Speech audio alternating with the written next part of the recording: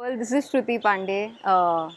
Can't help it, have to start with the Hello World. That's the first program we ever write, right? So, Shruti Pandey, a BTech in IT by academic, a human at heart, a corporate employee for 10 years, and freelancing since the last year, and also podcasting as my passion.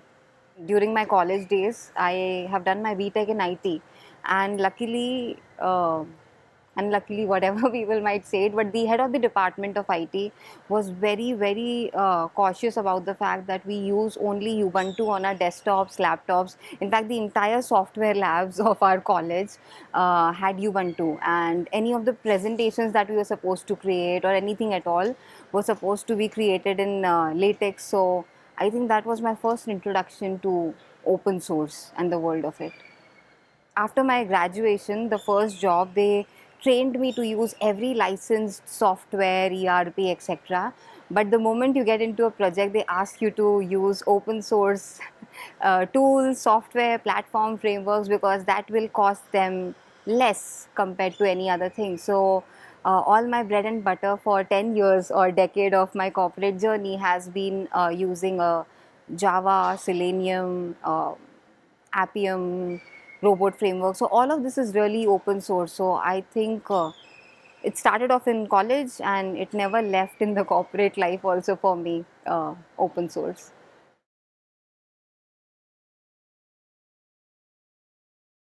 In my total honesty, and of all the people I've talked to so far, I don't think many of them are aware of open source, or the differentiation between a licensed product versus a FOSS or open source or whatever for that matter.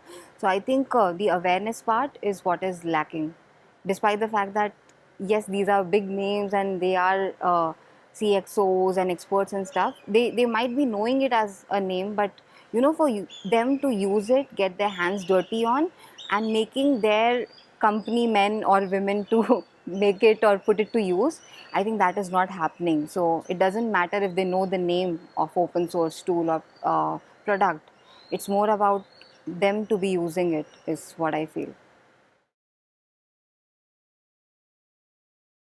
Yes, knowledge should be accessible to all. I mean, why should it not be accessible to all? The fact that we are in 2023 and still, I don't want to get into the money part of it, but still, some people are privileged enough to get wisdom of people or knowledge of people, while some of them are not able to. Like, for instance, in today's session, one of them was saying that MSCs in certain places don't even have access to computers. So it's really unfortunate that we are living in this era where there is no access of computers to people studying in such a profession. So I wanted the knowledge of everybody who I was calling as a guest, be it CXO, founders, entrepreneurs, experts in their field. Their knowledge should be accessible to all, so that everybody gets inspired to learn from their journey and understand how they can do something better.